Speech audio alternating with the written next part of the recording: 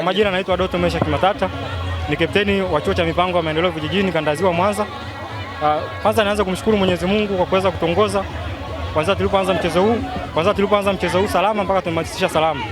Kimsingi tumeweza kupata matokeo dakika 90 na furaha pekee ambayo mwisho siku sisi kama timu tunaenda kujitengenezea nafasi nzuri katika kombe hili na michuano hii.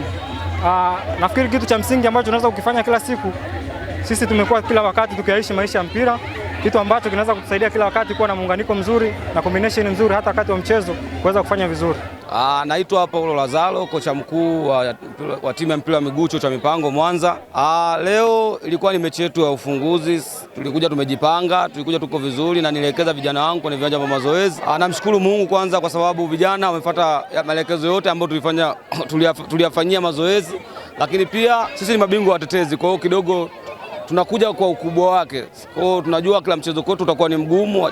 Kila timu itakuja kwa niaba ya kama finali, yani kutukamia ile kama finali. Kwa hiyo na sisi tumejipanga vizuri na tunahakikisha kwamba kadri muda unavyozidi unaenda na matokeo yetu tumepata leo yaendelee kuzidi kuongezeka kadri siku kwa siku. Mpira ni mgumu. Mia magoli yameishia hapa.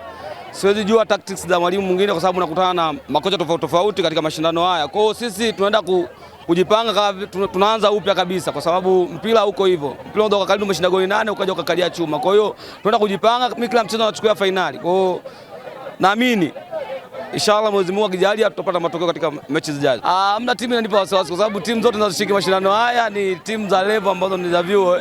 Kwa hiyo na sisi wenyewe ni wanachuo na sisi ni miongoni mwa vyuo. Kwa hiyo hamna timu ngumu, lakini naamini mashindano ni magumu, hamna mashindano mepesi. Kila game naichukua finali na kila timu ni ngumu.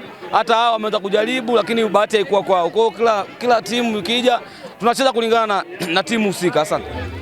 Naitwa Valerian Guido, ni kocha wa timu ya chuo cha afya Buhongwa Bukwas. Mchezo ulikuwa mzuri lakini mipango, wana timu nzuri na wana quality ya juu sana.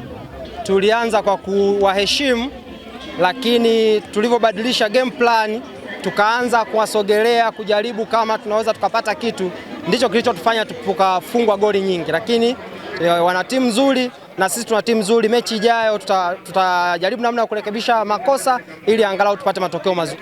Nilipozidiwa ni fullback zao zilikuwa zinasogea sana na kuongeza namba ya washambuliaji kuwa wengi sana kwenye eneo langu, na kitu ambacho kilisababisha tukashindwa kuwazuia. Lakini nilipozidiwa pengine kwenye mbinu ni pale ambapo na mimi niliamua kuweka wachezaji ambao wanaweza kidogo wakanipa matokeo kwa maana ya wapishane, lakini quality yao na quality yetu ikapishana kwamba wao wana quality ya juu zaidi. Tukapata goli, tukapigwa goli nyingi. Ni mashindano mazuri sana na kwa timu kama mipango ambayo tumeiona, maana ni mashindano yanaenda mbali sana, yataibua vipaji vingi hata vya kitaifa.